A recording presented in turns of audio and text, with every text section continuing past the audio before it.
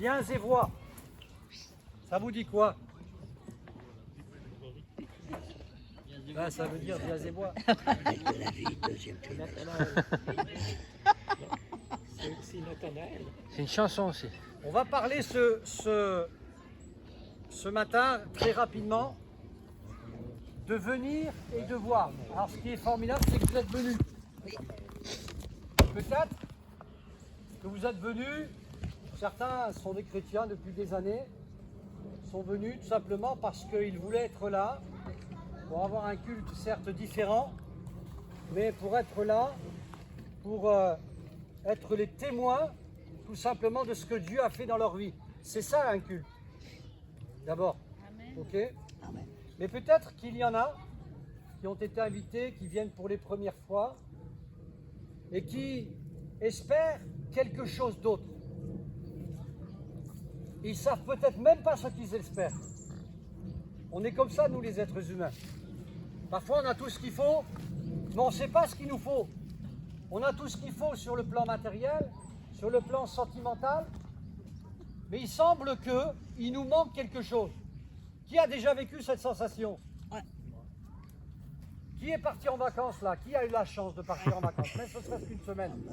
Bon, vous aviez envie de rentrer ou pas? Bon, ça dépend, hein. Ah mais non, un petit peu des deux. On dit que toutes bonnes choses ont une fin. Voilà.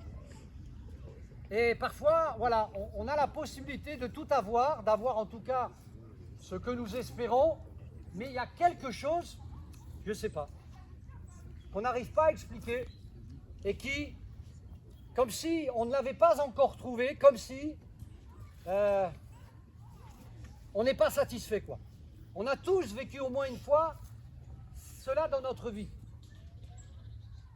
Et ce viens et vois que je vous propose de découvrir, c'est ça. Il faut d'abord venir et ensuite on voit. Viens et vois. Je vais vous citer une déclaration. Ce n'est pas une déclaration des droits de l'homme, hein.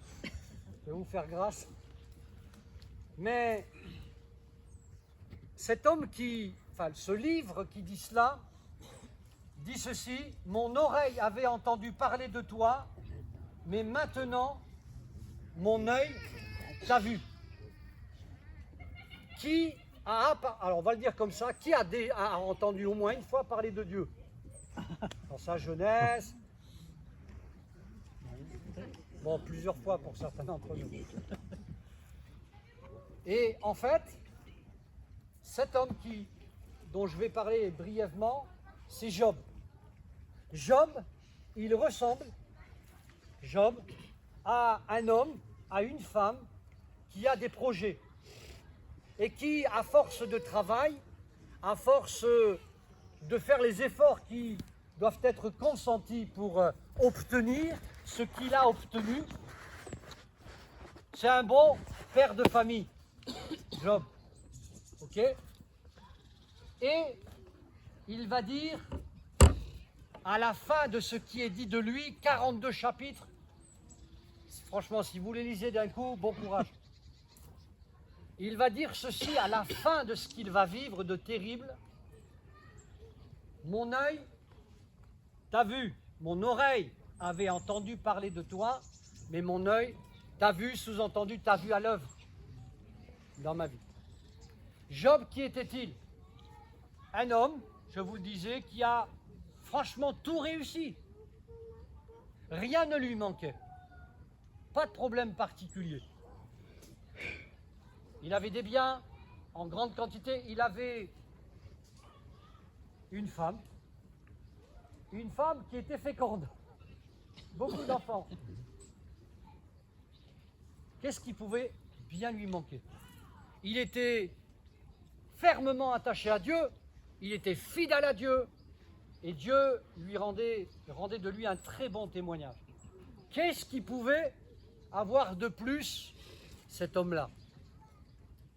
Et cet homme-là, n'ayant pourtant rien fait de mal, s'est vu accablé, affublé de malheurs terribles. En quelque temps seulement, cet homme s'est vu retirer tous ses biens. Il s'est vu retirer toute sa famille. La seule qui est restée, c'est son épouse. Et comme encouragement, elle lui a dit « Maudit Dieu et meurs ». Waouh! Et on ne va pas juger Madame Job. Parce que cette femme a perdu tout, ses enfants, et tout ce qu'elle avait. Et Job va se retrouver tout seul, qui plus est dans la maladie.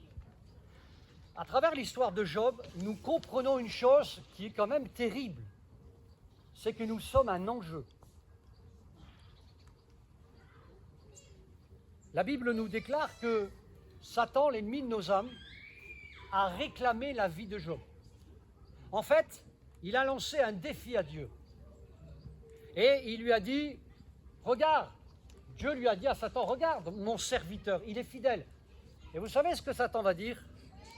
Ouais, mais attends, il te sert parce que tu le bénis. Il te sert parce qu'il a un intérêt voilà, parce qu'il a un intérêt, tu le bénis, alors il te sert. Alors là, quelque chose de terrible va commencer. Et Dieu va dire, prends tout ce qu'il a, mais ne touche pas à sa vie. Et on arrive à ce verset que je viens de vous citer. Mon oreille avait entendu parler de toi, mais mon œil t'a vu. On a passé tous les épisodes où ça a été terrible. Ses amis lui ont fait la morale. Ses amis, se croyant être plus sages que Dieu, lui ont fait la morale. Ils lui ont dit que certainement, s'il était tombé dans une telle situation qu'il devait être ici ou là, un peu pécheur quand même. Hein. Bonjour les amis. Et il va déclarer ça. Parce que Job, malgré ce serviteur fidèle qu'il était, avait besoin de connaître quelque chose de bien plus profond que d'entendre seulement parler de Dieu. Et je pense que nous sommes, nous aussi, des personnes en France, disons-le, qui avons déjà entendu parler de Dieu. N'est-ce pas? D'une manière ou d'une autre, j'ai moi-même entendu parler de Dieu dans une certaine religion. Certes, ce n'était pas parfait, mais j'ai entendu parler de Dieu. Dans notre pays dit christianisé.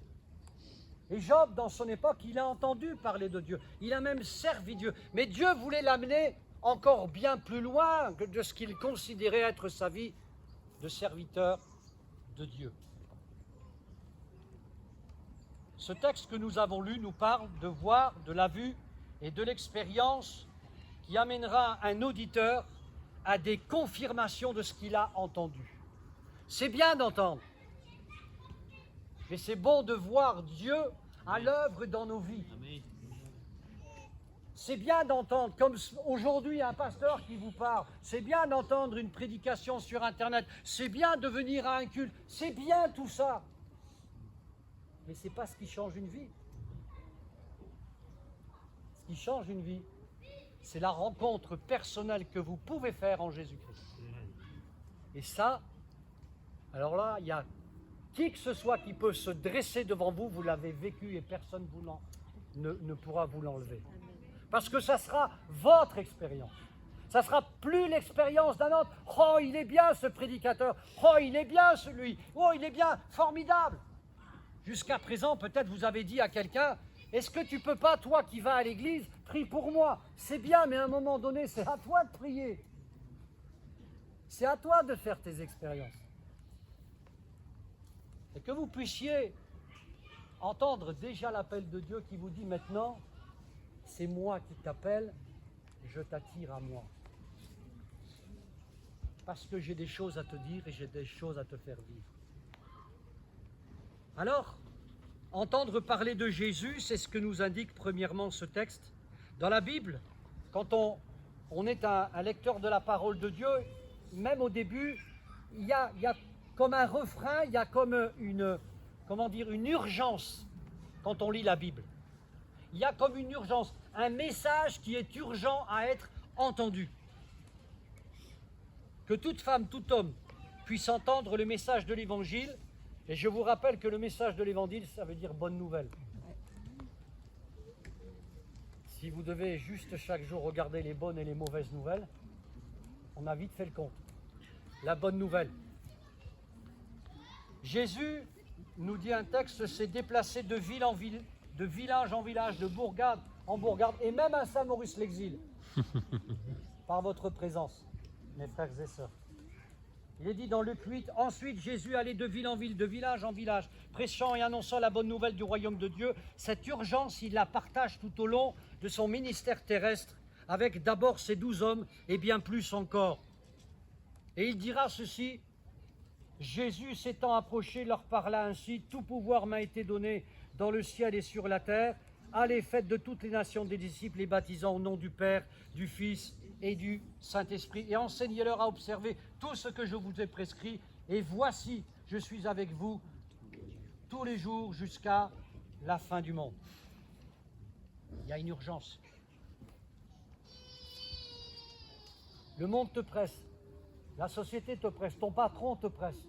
Mais il y a encore plus urgent aujourd'hui, c'est d'entendre le message de l'Évangile. Après, tu en feras ce que tu veux. Mais Dieu voudrait que tu puisses entendre d'abord.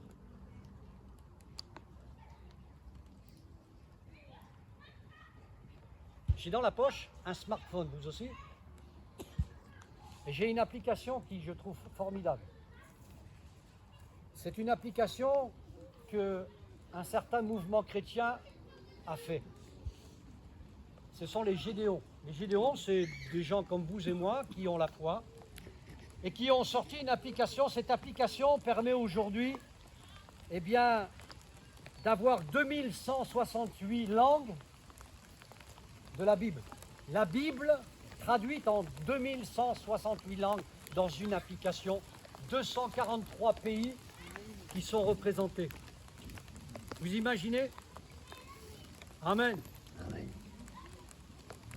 Et cette urgence dont je vous parlais tout à l'heure, se traduit justement par des technologies aujourd'hui qui avant n'étaient pas possibles et qui permettent à des gens qui sont au plus loin, allez, faites de toutes les nations des disciples, d'entendre le message de l'Évangile comme nous l'entendons à nous ce matin dans leur propre langue.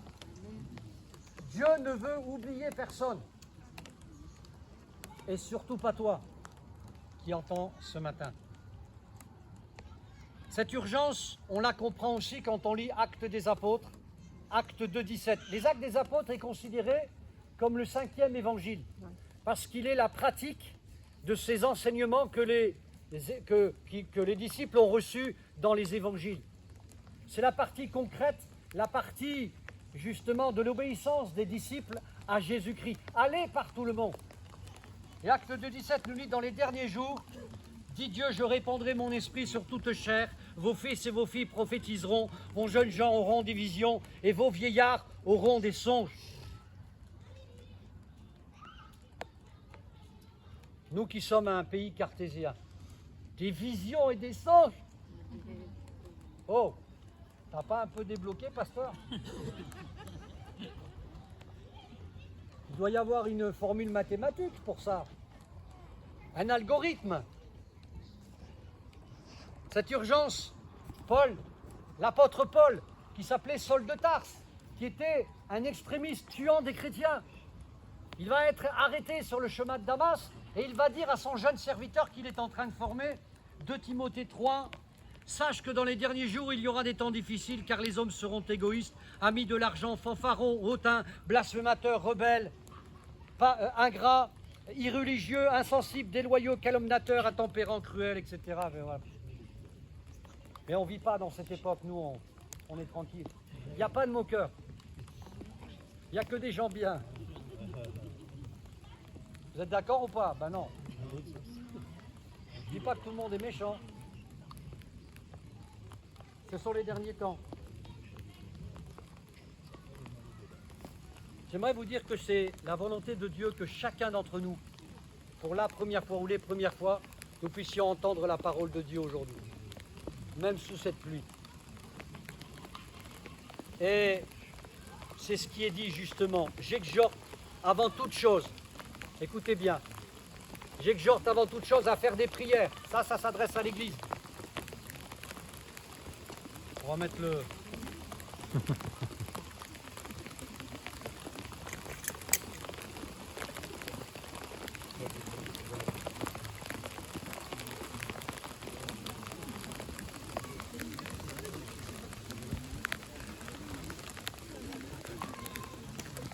Désolé, je suis un peu privilégié. Hein.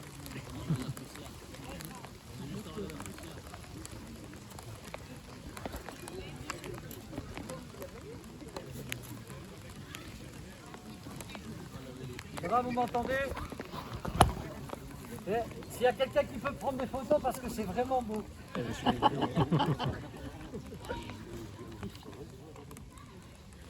Non, mais ça va aller, t'inquiète. Donc ce texte nous dit, j'exhorte avant toute chose à faire des prières.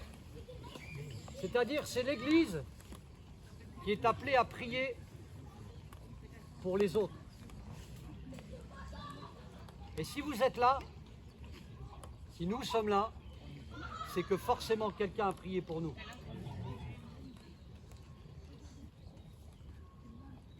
Je suis tout bleu, non? C'est ça? Alors, dans ces prières, on nous demande de prier pour les rois, de prier pour les autorités, afin que nous menions une vie paisible. Pourquoi une vie paisible? Pour que nous puissions avoir, comme aujourd'hui, le loisir d'entendre librement l'Évangile. Est-ce que vous savez que ça, ce que nous sommes en train de vivre, c'est complètement inconcevable dans des pays? De se retrouver là, on finirait tous en prison. D'ailleurs, on n'aurait même pas pu, on aurait été déjà embarqués à l'entrée. Considérez, mes amis et mes frères et sœurs, le privilège que nous avons dans cette nature d'entendre la parole de Dieu.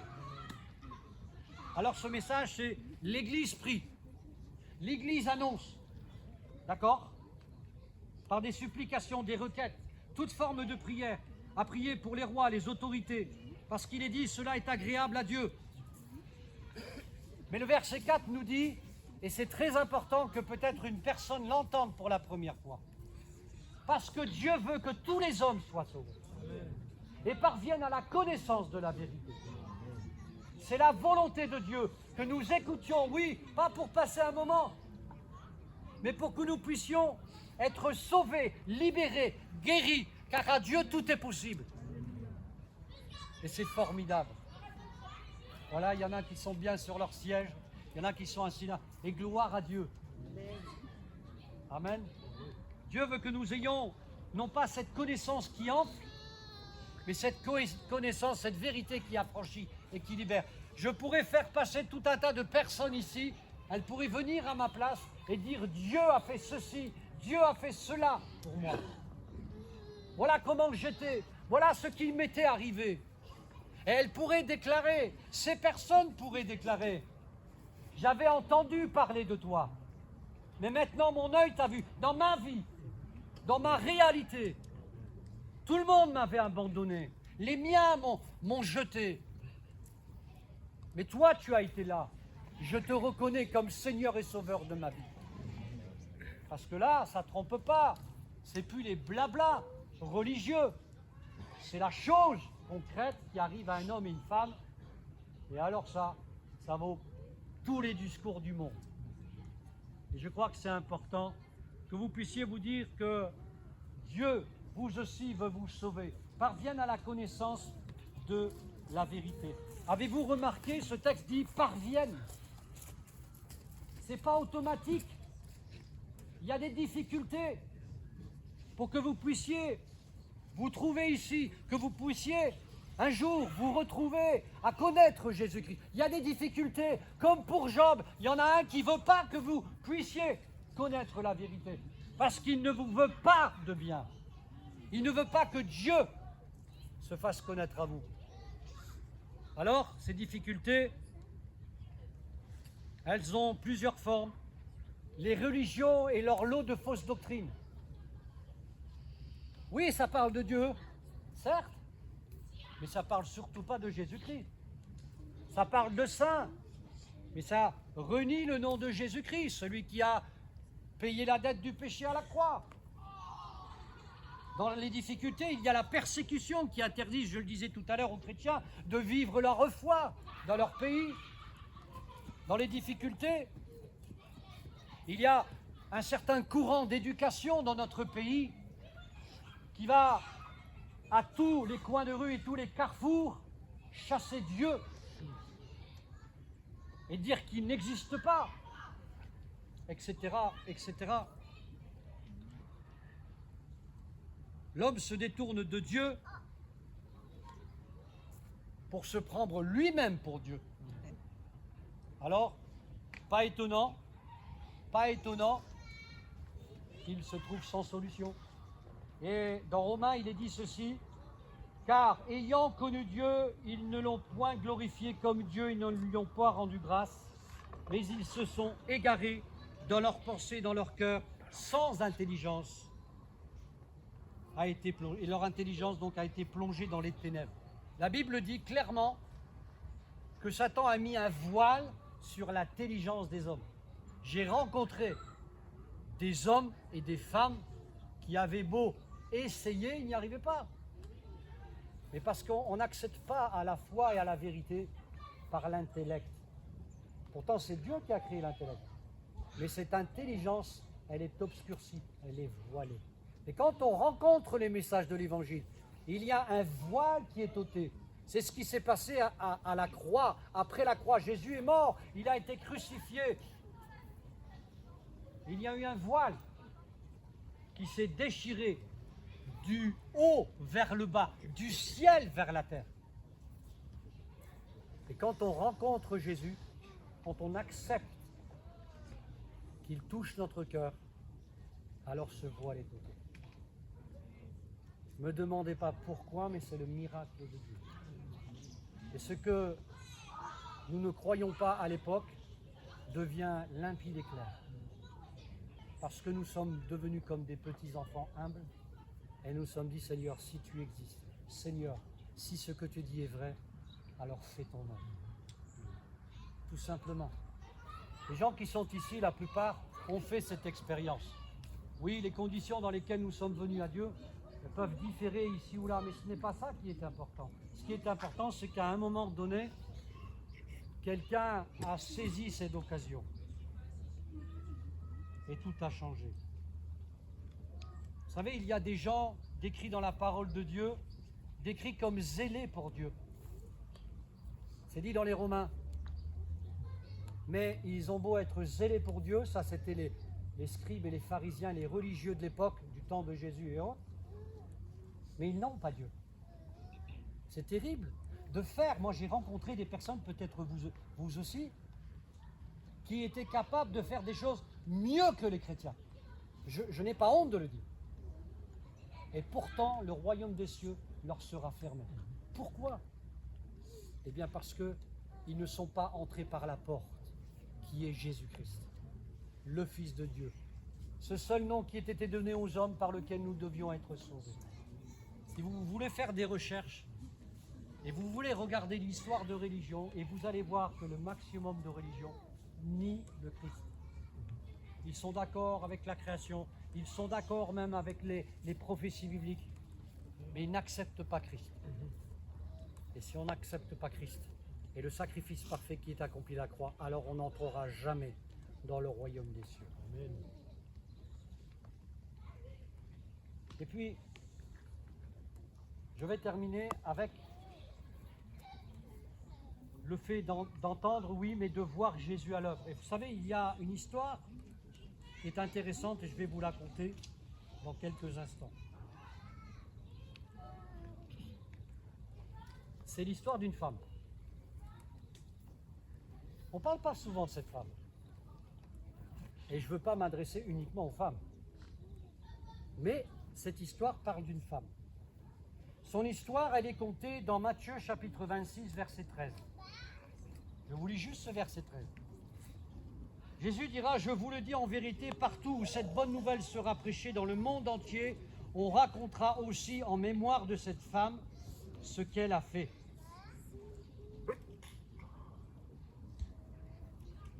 Qui est cette femme? La femme qui a mis la pièce. Un jour, Jésus il va dans une maison.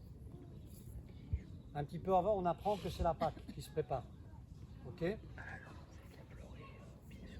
Cette femme, elle va faire quelque chose qui est fou. Elle va acheter un parfum de très grand prix. Peut-être pour nous, ça se traduirait par un Chanel numéro. Très cher. Et puis, elle va le répandre sur les pieds de Jésus. Elle va offrir littéralement ce parfum. Oh là là! Elle est folle, cette femme! Ça aurait été un homme, peut-être ça aurait été différent. Mais vous savez, les femmes en général là-bas, pas dans cette époque. Il y en a qui vont s'offusquer, mais oh! Alors ils vont prendre le ton religieux en disant oh, mais quand même! On aurait pu le garder pour les pauvres. Alors celui qui était dans le coup là, c'était Judas l'Iscariote. Et la Bible nous apprend par ailleurs que lui il piquait dans la caisse. Et que quand il dit ça, il n'en a rien à faire hein, des pauvres. Mais rien du tout. Et cette femme, elle va tout simplement faire ce qu'elle ressent dans son cœur. Et Jésus va leur dire, mais pourquoi vous voulez blesser cette femme? Pourquoi vous voulez la critiquer?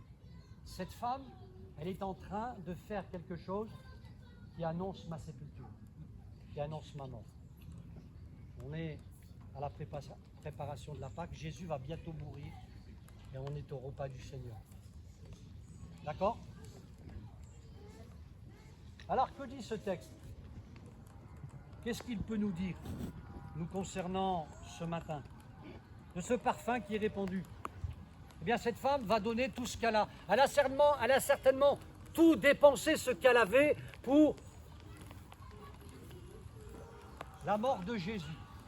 Pour elle, eh bien, elle savait que c'était important. Elle savait que c'était le plus important. Il y a une autre femme dans la Bible qui s'appelle la pauvre veuve. Écoutez bien, qui elle va pas donner grand-chose parce qu'elle a rien. Et Jésus, il se trouve devant le tronc. Vous savez, le tronc qu'on a à l'église. Ah, c'est à peu près pareil. Et elle va donner de quoi acheter un quart de pigeon. Et Jésus dit, tous ceux qui ont donné, ils vont donner de leur superflu. Tiens, il me reste ça dans le tronc. Et elle va donner tout ce qu'elle a. Elle aurait dû manger avec ça, mais elle va donner même sa subsistance. Et Jésus va le remarquer. Il n'y a que lui qui va le voir. Ces deux femmes vont faire exactement la même chose. Ce n'est pas le montant qui compte, c'est la manière de donner. Et à l'image de cette femme, quand on entend l'évangile, il ne faut pas qu'il y ait de résistance. Il ne faut pas qu'il y ait des retenues. Il ne faut pas qu'il y ait cette mentalité, parce que je la connais, je l'ai pratiquée. Ouais, on verra plus tard, à la retraite, quand j'aurai un meilleur travail, quand ma santé ira mieux. Quand, à force de quand, c'est jamais, hein. La Bible déclare aujourd'hui, c'est le jour du salut. Voilà pourquoi on raconte l'histoire de cette femme. Parce que cette femme, dans ce parfum qu'elle a acheté, elle a dit c'est tout ou rien. C'est tout ou rien. Bien sûr, cette annonce, cette histoire, préfigure ce que Jésus va faire. Jésus n'a rien retenu. Il est venu en quittant sa gloire qu'il avait auprès de son Père. Il est venu comme un homme limité, avec tout son amour. Il a dit d'une manière prophétique, dans la parole de Dieu, fais-moi un corps, je vais y aller. Il va venir voir Inès, Mathis, Betty, et toutes celles et ceux qui sont ici. Et il nous dit, même si c'était que pour toi, je serais venu. Moi, je ne suis pas capable de faire ça. Mais lui, oui. Alors, mes amis, mes frères et sœurs, le Seigneur nous appelle encore et encore pour les uns à rester fidèles, à ne rien retenir. Il y a une tentation pour les chrétiens, c'est de retenir, de dire c'est bon, j'en ai assez fait, c'est bon, la place aux autres. Surtout ne faites pas cela. Ne faites pas ça les chrétiens. continuez à donner votre vie à 100%, à 2000%. Servez-le de tout votre cœur, même si la santé décline, même si parfois les conditions de vie sont difficiles. Et Dieu en sera honoré. Et il vous accueillera dans ce royaume dont il décrit par quelques textes l'existence. Le royaume de Dieu s'est approché. Quand on dit le royaume de Dieu s'est approché, c'est Jésus qui s'est approché. Eh bien, le Seigneur t'accueillera dans ce même royaume qu'il est venu instaurer, qu'il établira sur la terre, en disant « Entre dans la joie de ton maître, bon et fidèle serviteur et servant. » Amen. Et pour les autres, pour ceux qui ne connaissent pas le Seigneur, pour ceux qui patientent, pour ceux qui tardent, il est temps aujourd'hui, de la même manière, de vous donner, comme cela, tout entier. Ne retenez pas quoi que ce soit dans vos vies. Ouais, mais oh, moi j'ai des casseroles, hein. Et moi j'ai des dossiers, hein. Et si je commence à en parler devant tout le monde, je vais rougir. Mais vous pensez que toutes celles et ceux qui sont ici ne sont pas comme vous? Vous pensez qu'il n'y a pas des jardins secrets dont on n'a pas envie de parler? Vous pensez que le Seigneur, il ne le voit pas, ça? Mais il est venu exclusivement pour ça. Il dira, je ne suis pas venu pour les bien portants, ou ceux qui se croient bien portants, mais je suis venu pour les malades, pour les estropiés, pour les découragés, pour les voleurs, pour les menteurs, pour les hypocrites, parce que j'ai le pouvoir de changer ton cœur et ta vie. Amen. Alors je voudrais terminer en priant. J'avais préparé une petite accroche, mais j'ai pas le temps parce qu'il pleut. Mais là ici, j'ai du poivre. Et le chant qu'il nous a fait chanter le frère, ça nous parle, ça image un peu le grain de sénévé qui décrit le royaume de Dieu. C'est pas grand chose, un grain de sénévé. Du sel, du poivre, quelque chose qui relève le goût. C'est pas grand chose, mais tu n'as pas idée ce qu'il est capable de faire, ce royaume de Dieu dans ta vie. Ça va tout changer. Et ça serait vraiment dommage. Ça serait vraiment dommage que tu partes de cette journée où tu auras passé une bonne journée certainement, avec un peu de pluie certes, et que tu repartes comme tu es entré, comme tu es venu, pardon. Le Seigneur, il t'appelle à la réconciliation. Le Seigneur, il t'appelle à le rencontrer. Oui, aujourd'hui même, dans ce lieu. Alors on va prier comme on le fait très simplement. Et je vais demander aux chrétiens de prier avec moi, en sourdine, mais de prier avec moi. Et je vais interpeller les personnes. Et même peut-être des chrétiens. Sentez-vous libres. Et je vais demander à Dieu qu'il touche votre cœur. Seigneur, tu connais, tu vois cet auditoire. Il y a même des gens que nous ne connaissons pas qui sont dans ce parc. Et tu es capable de les toucher même alors qu'ils sont là. Tu nous as donné, Seigneur, un moment pour parler de toi. Et je t'en remercie. Tu as pendant un moment interpellé les cœurs et les consciences. Et nous t'en remercions. Mais tu sais, Seigneur, quel est le souci que nous avons? C'est que cette assemblée, il n'y en ait aucun qui soit privé de la gloire de Dieu. Alors Seigneur, je te prie, dans cet endroit, de toucher petits et grands, de toucher, Seigneur, ceux qui ont besoin d'être touchés. Alors qu'on reste vraiment les yeux fermés par respect, la tête baissée si vous le voulez, je voudrais faire un simple appel et un court appel. Dieu s'est approché de toi à travers ces quelques paroles, à travers ces moments. Est-ce que tu veux le rencontrer? Il désire te rencontrer. Il a besoin de te parler. Il a besoin de te toucher. Il a besoin de te guérir. Il a besoin de te sauver. Alors s'il y avait une personne, même une, qui désire dire, voilà, moi maintenant, par le simple geste de la main, je veux m'approcher de lui, alors fais-le promptement. Et le Seigneur sera témoin. Est-ce qu'il y a une personne Est-ce qu'il y a des personnes qui veulent s'approcher de Dieu, dire voilà, je veux m'approcher de lui. Vous levez la main, c'est tout. Voilà, vous pouvez la rebaisser. On ne fait pas de comptage, mais c'est entre vous. Voilà, vous rebaissez la main en même temps. Ensuite. Je le rappelle, ça concerne aussi certains chrétiens peut-être. Vous pouvez baisser la main. Le Seigneur a dit, qui levez la main.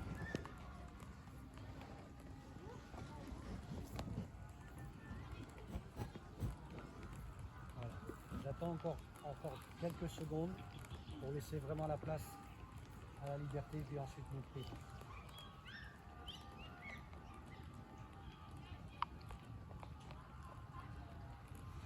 Seigneur, maintenant nous te prions dans cet endroit. Tu as vu ceux, Seigneur, qui se sont manifestés. Ainsi, tu as leur autorisation, Seigneur, de pouvoir agir dans leur vie.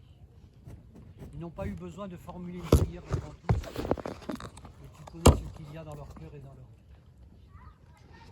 C'est une délivrance que tu opères, c'est une guérison que tu apportes, c'est une précision que tu donnes, c'est un éclaircissement, c'est un encouragement, c'est un déblocage de situation. Que sais-je? Ce que tu es capable de faire est merveilleux. Nous voulons, Seigneur, remettre ces personnes qui se sont manifestées pour qu'elles voient, plus que d'avoir entendu, mais qu'elles voient que tu es celui qui répond aux prières d'une manière extraordinaire. Ainsi, bientôt, ils pourront rendre témoignage que dans ce lieu, tu les as appelés à vivre, pour certains, quelque chose de nouveau, pour d'autres, une expérience nouvelle. Et nous te rendons toute la gloire de ce que, Seigneur, tu avais déjà prévu d'avance, de les appeler comme tu dis. Amen. Amen.